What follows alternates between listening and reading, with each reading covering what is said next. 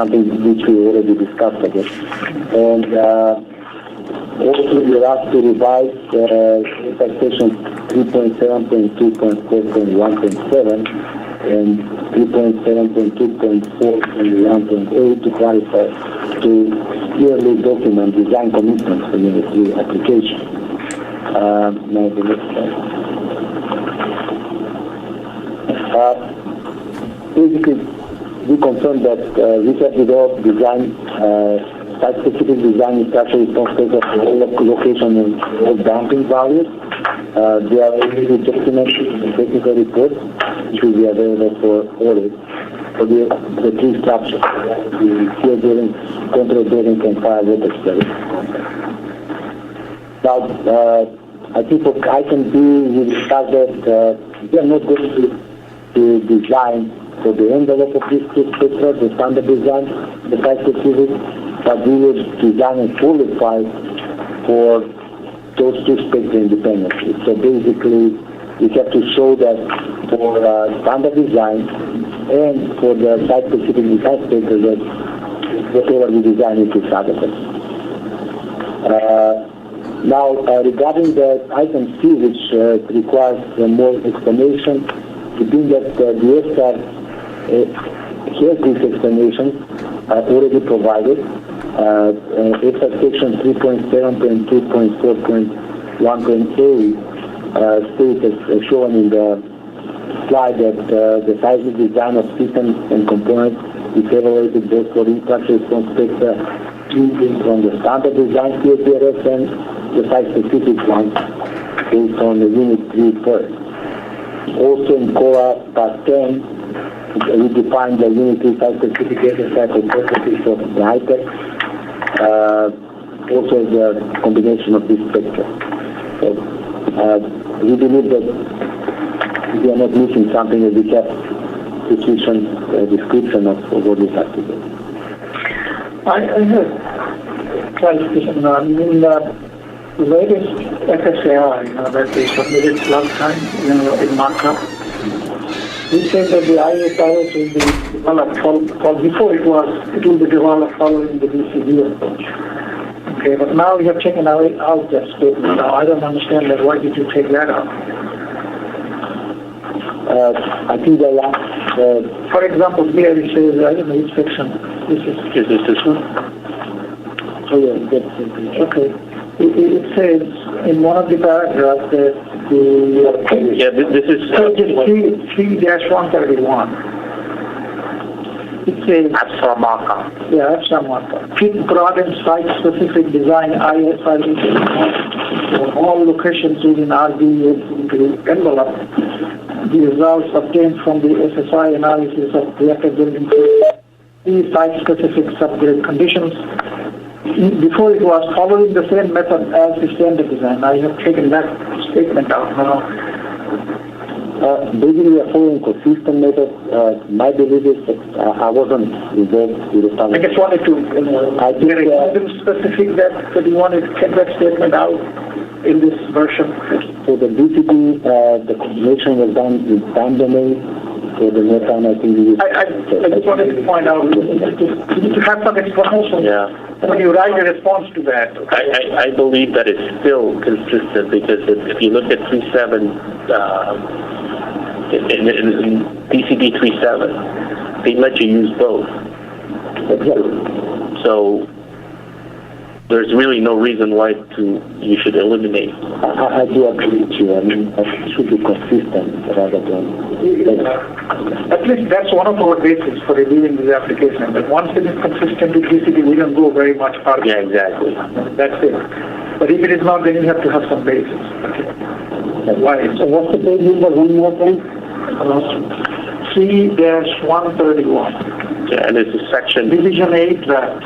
51714. Yeah. Section 3724162. The heading is comparison of the site-specific SSI flow response spectrum. So, the best thing, it sounds like it would be easy for the review, this is Gina, if we added the word back in. It says Well, you sort of reinforce your approach, right? Consistent with the DPA. Yeah, that's what we all along thought. Sure. The thing is, it wasn't exactly identical. It's consistent. It's very useful. Again, the DCD approach will always be I mean, the DCD allows all approaches and it's still consistent. You're still consistent, even if not identical to the results presented in the DCD. I think we understand now that your plan is to develop ISRs or not just the locations that the FSA that has, but all the locations that you will need for your design consideration. Including your oscillator response spectra and things like that. We have not seen any comparison of the oscillator spectra against the Morgana, the DCD spectra, because you didn't have to come, but as a response to I, at least the whites are feeling and what kind of experiences we are seeing in those oscillator responses. For documentation purposes, we follow whatever was in the DCD we presented in the ESTA. Right. Now, as in the DCD, we have technical reports that have all these spectra, and there's actually another area question that will come that we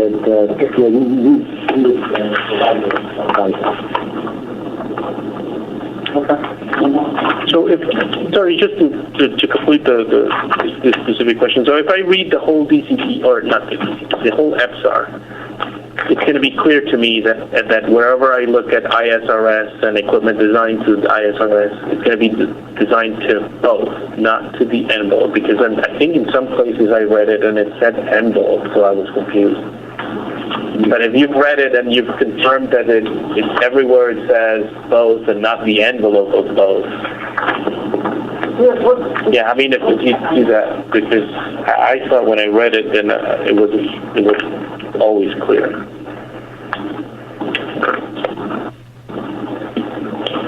Next one is the next. Another page, 23. 20.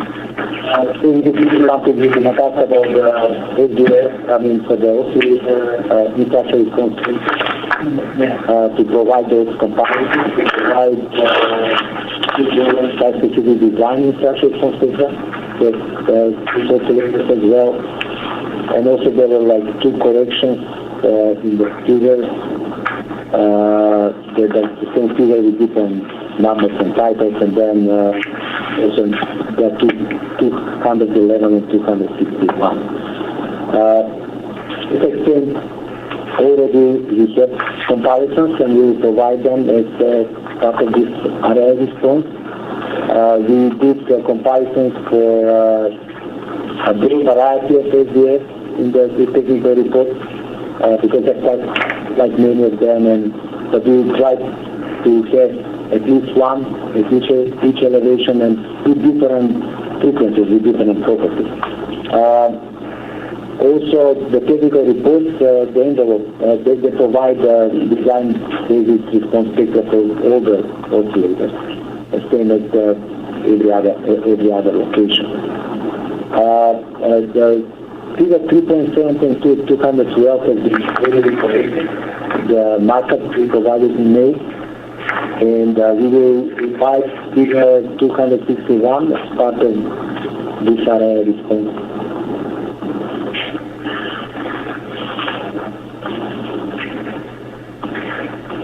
And basically there the curve was within that figure.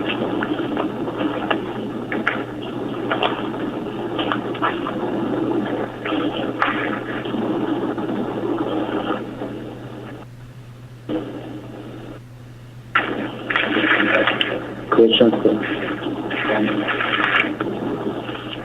So in the area response, we will see some comparisons? Yeah.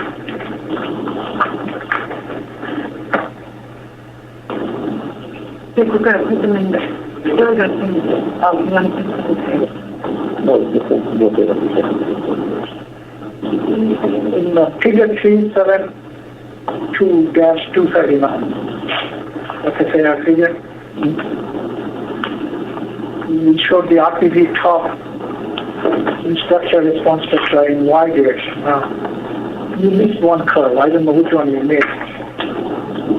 There are 7 damping level listed, like 2%, 3%, 4%, 5, 7, 20. If you count the figures, we don't have 7.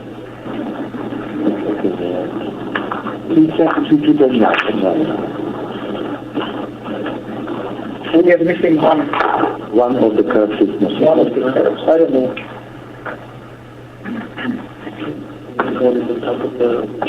Which is unlikely. We shouldn't be. What are we looking at? That's only after you have I know. comparison. Like, That doesn't seem it doesn't show the truth. So we can't say how much Just say 116. it's a little bit hard. My 1 experience is 1 to direct. That they will do. well, that what they will They do. will do. I want to make sure. Okay. That's all I had, on this question. Anything else? Yeah, I mean, I'm looking at draft response, and maybe you mentioned it, but I wasn't paying attention. The response just says that the technical reports are available for audit, but the response itself will have some information too, or We can include it in the response. is that, If it's okay. Yeah. I mean, selected results. Which is okay.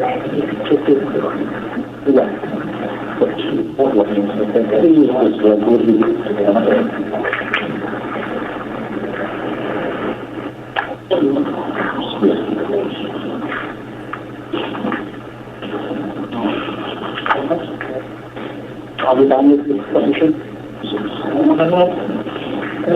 Yeah, I would just suggest that the answers right now says that they're available for audit. And what I was just asking them is to provide with the response selected results. You don't have to put it. Yeah, the reason is that these are not documented in the DCD, and it's the same reason why for the slot design, we're asking you to present that too, because we really can't see it. It shouldn't be a problem. Be careful not to stay with the court.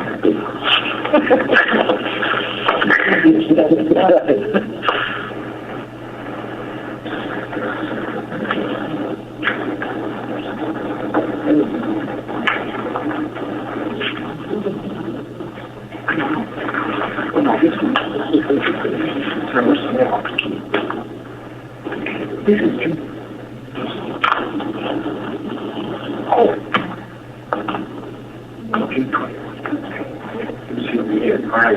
That's a brand new. This is the markup. All right. I got you. Thank you. Move on. Yeah, we can move on. Let's move on. It's almost 11. Yeah, let's move on. REI number 24. 24. 24.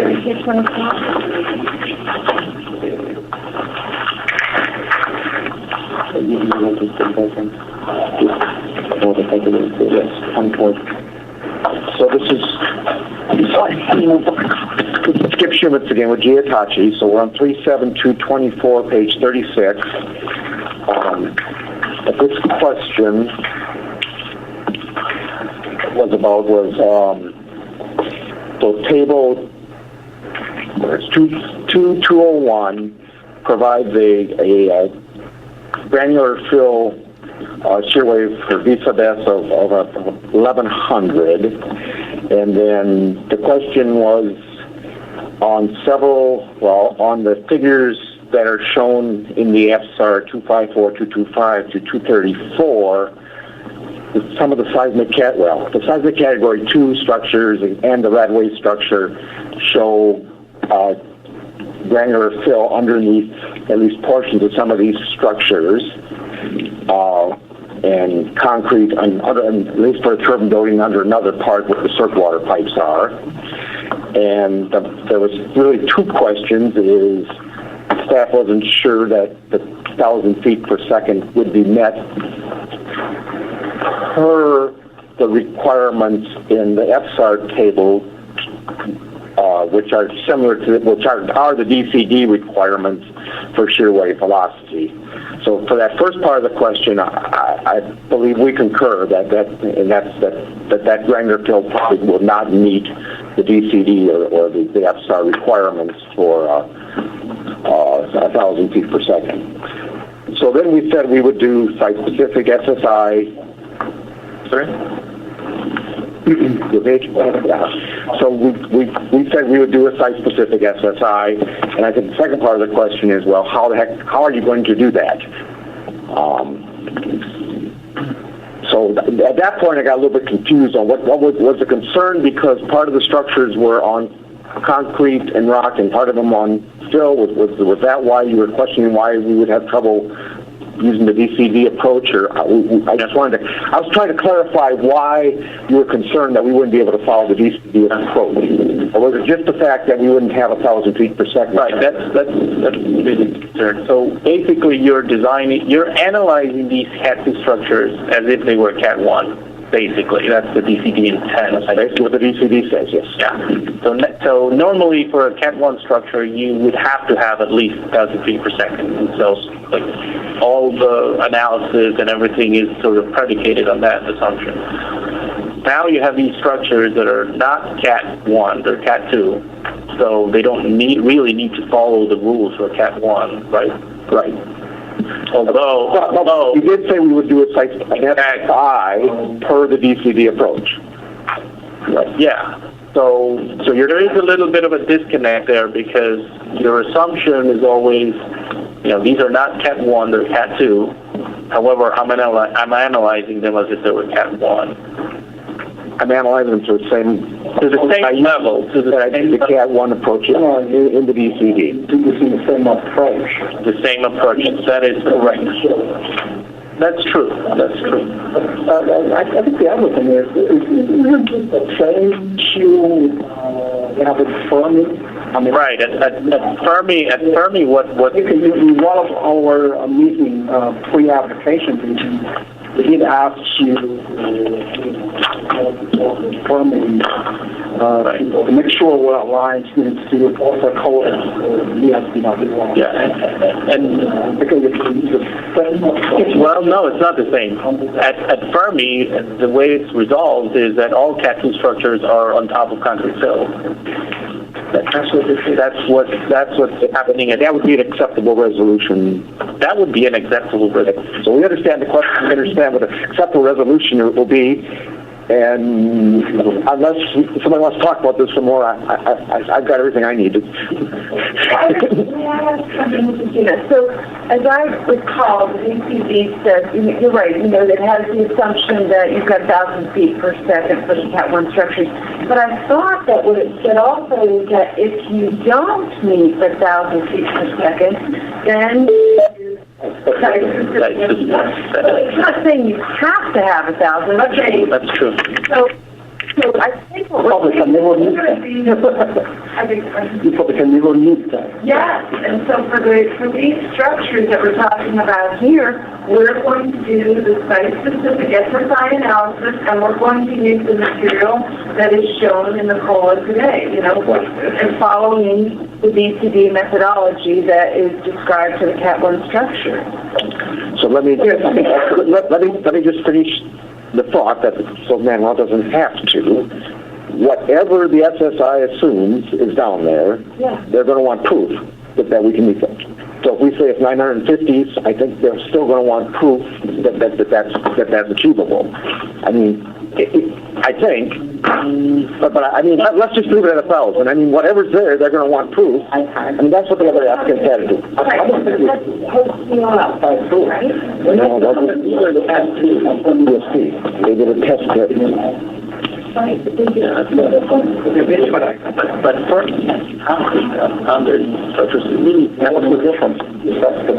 I'm just saying that I think I don't materially assuming to whatever you think you're in my opinion, if you want to do site specific analysis, you have to decide And you are doing, as well as you are doing a DCD analysis, because you are required to do the DCD analysis. So that should be okay.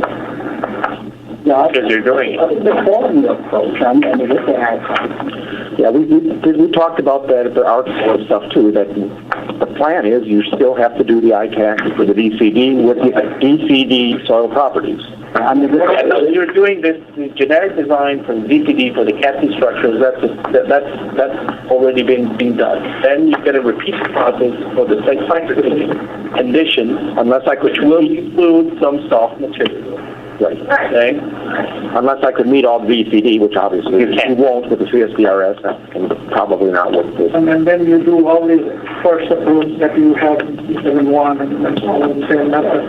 Should be as far as I Well, I took another question though, because this material doesn't really exist, right?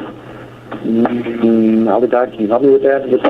We don't have. I mean, it's in the... How are you going to do how are you going to put your profile? You're sort of guessing what the profile will be for that layer. They have to do that. Not really, not if they have concrete. If it's concrete, then that's not going to be done now, right? That's later. that will be done later. That's a one-minute approach, yeah, that's not too later, a couple of weeks. But even later, you really, I mean, it's not like you can do a geophysical analysis on the backfill that you just. You will have to come on the perfect property, right? So, I mean, let's not put the wagon ahead of the horse. Let's make sure which one comes first. That's part of the ITAC, the verification. The ITAC is committed to do two steps. First, you verify whether you have 1,000 feet per second shear velocity to pump the material. Right? If it doesn't, then you do site-specific analysis to come sure that But for doing the site-specific analysis, you need to have a property. what they're committed to. Okay? They're committed to you say track one is valid. Okay? If they couldn't do then they violate the commitment. Yeah, the only thing that I see, when you do the DCD says some of those factors has to be used for establishing your input. And that factor is based on DCD properties. Now, do we have to go back and redo those factors?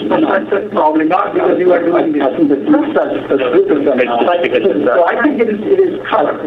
As long as the specific by methodology is consistent with the DC methodology. Yeah. Not necessarily the material problem. That is not our input. Otherwise, it won't be site-specific. It won't be identical, but this is a little bit of a minor point, but you don't really know what those properties are, and there's going to be difficulty in actually estimating what those values are unless you actually explain.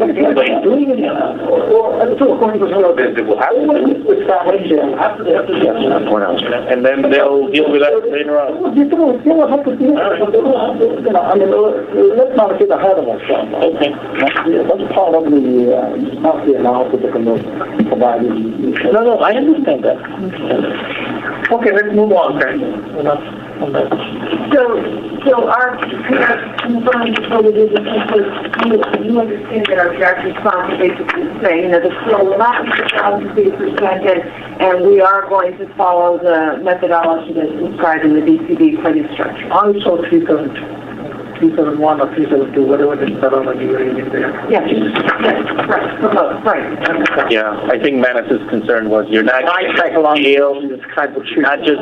going to use the scaling factors in the DCD to just amplify the input spectrum and analyze it. No, we have to redo the whole thing.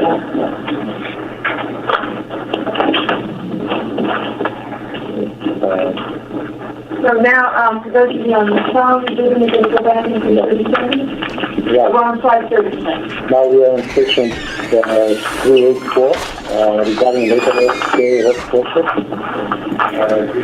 This section takes items. In item 3, we were asked to provide graphs with detailed comparison of static and dynamic practices inside the design process, because in the abstract, we just compare the two. Item 3 is asked to provide a summary of calculation showing the design procedure of the screen due to the implementation are bounded by the standard design that is in the abstract. In item C, we have to explain how the adequacy of the below-grade exterior wall is verified in the elevations above the zone 3 wrap, because the abstract is based on models which are just include the wrap, they don't have the soil above the wrap included. And also in item D, explain how this, the process which we computed from this truncated or partially embedded model would be affected by the structure of field if that was included in the design model. So next slide. For A, basically we provide comparisons of static and dynamic pressures for all walls, in control building area and for building field building. Now in this slide, I just showed examples of it. So the site-specific static pressures are lower than the standard building, because we have a wrap much thicker material, and the dynamic pressures contribute more to the total pressure than for the standard design case. Clarification on that plot. The red dashed will be the static. That is on the assumption that you'd have no burden above the upper rock. No, it is the burden. It is?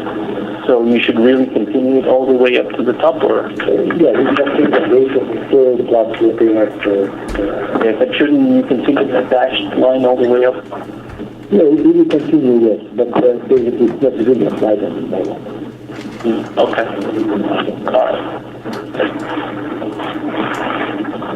Well, we got a chance. Yeah. Now, regarding the calculation of building points, the evaluation, it's saying that it was done at and the technical report, we show this calculation. This is the issue. Again, could we have a summary of selected results, the draft response or the response? I don't see any problem putting them in the report. Thank you.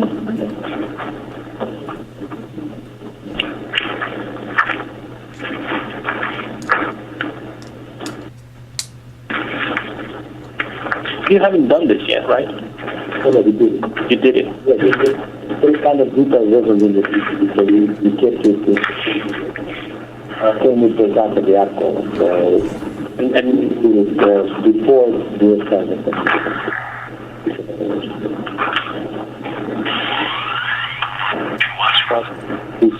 Yeah, and you did it separately for the so-called BCP. No, let me take it back. How do you actually present the results? Did you compute? So you applied the pressures that you get from your site-specific SSI analysis on a model of a wall spanning, say, between the different floor diaphragms. You apply that, and then you compute bending moments and shears for that site-specific pressure, right? And then you compare those bending moments and shears to bending moments and shears of the DCD, or do you compare it to, how is that comparison done? I think that they were compared with the DCD that I can think of. Yeah, the reason I'm asking is in another application, a similar, they had to do a similar thing. And they did it in a certain way that was simplified. So basically what